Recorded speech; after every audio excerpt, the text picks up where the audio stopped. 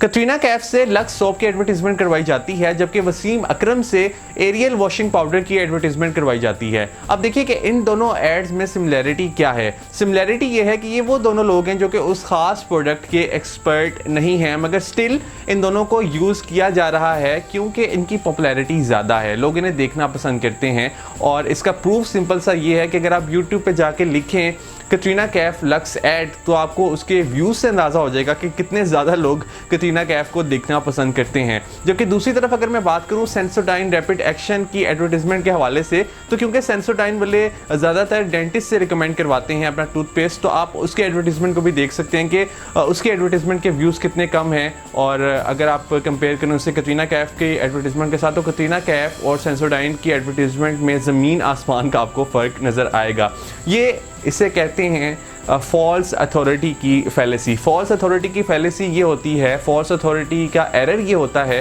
कि जब आप एक ऐसे शख्स को यूज़ करते हैं किसी ऐसी प्रोडक्ट के हवाले से बात करने के लिए जो शख्स उस ख़ास प्रोडक्ट का एक्सपर्ट नहीं होता, मगर स्टिल इसके बेनिफिट्स इतने ज़्यादा हैं कि इसके कॉन्स को इग्नोर कर दिया जाता है। क्योंकि यंगस्टर्स को अपील करने के लिए, यंगस्टर्स को इंगेज करने के लिए उन लोगों को इस्तेमाल किया जाता है जो कि यंगस्टर्स में ज़्यादा पॉपुलर हैं और इसके रिजल्ट्स भी देखने को मिलते हैं। अगर मैं बात करूं ताजदारे हरम के हवाले से, तो ताजदारे हरम जब आतिफ असलम ने पढ़ी तो वो चीज़ आप देख सकते हैं कि कितनी ज़्यादा पॉपुलर हुई यंगस्टर्स में। और अगर पेरेंट्स कहते हैं बच्चों को कि आप ताजदारे हरम को सुने, तो मेरा नहीं ख्याल के बच्चे सुनते। वही चीज़ अगर आतिफ असलम ने पढ़ी है तो अब यंगस्टर्स उसे ज़्यादा सुन रहे हैं। ये इस वजह से होता है क्योंकि आतिफ असलम जो है वो यंगस्टर्स में बहुत ज़्यादा पॉपुलर हैं, और जब आतिफ असलम ने एक पॉजिटिव मैसेज दिया तो वो चीज़ आप देख सकते हैं कि कितना ज़्यादा उसने फेम हासिल किया। कुछ दिन पहले मुझे भी इनवाइट किया गवर्नर पंजाब ने गवर्नर हाउस में मीटिंग के लिए, जिसमें हमारी बात हुई लीडरशिप के हवाले से, जिसमें हमारी इवन बात हुई कोरोना वायरस के हवाले से। क्योंकि मेरा एजुकेशनल कंटेंट होता है, मेरा फोकस ज़्यादातर यंगस्टर्स को एजुकेट करने के हवाले से होता है, तो मेरे सोशल मीडिया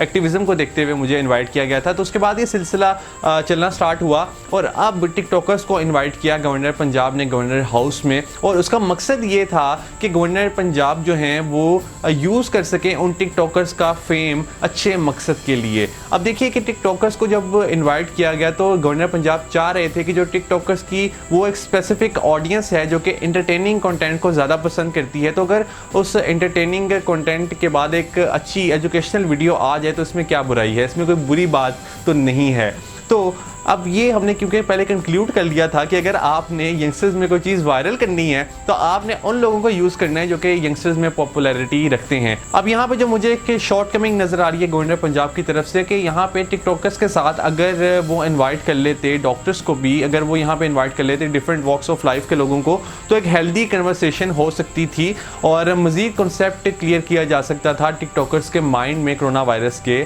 हवाले से। क्योंकि ये सारे लोग जो होते हैं ये सोशल मीडिया इन्फ्लुएंसर्स होते हैं, और इन्फ्लुएंसर्स इन्हें इस वजह से ही कहा जाता है क्योंकि ये इन्फ्लुएंस कर रहे होते हैं, और ज़्यादातर जो इनका ग्रुप है ऑडियंस का वो यंगस्टर्स होते हैं। और जब आप उन लोगों के माइंड में कॉन्सेप्ट क्लियर कर देते हैं कि कोरोना वायरस बेसिकली है क्या और इससे बचने के लिए हमें क्या क्या करना चाहिए, तो फिर आप बहुत से लोगों तक ये मैसेज कन्वे कर रहे होते हैं और फिर उसमें हमें बहुत ही अच्छे रिजल्ट्स देखने को मिलते हैं।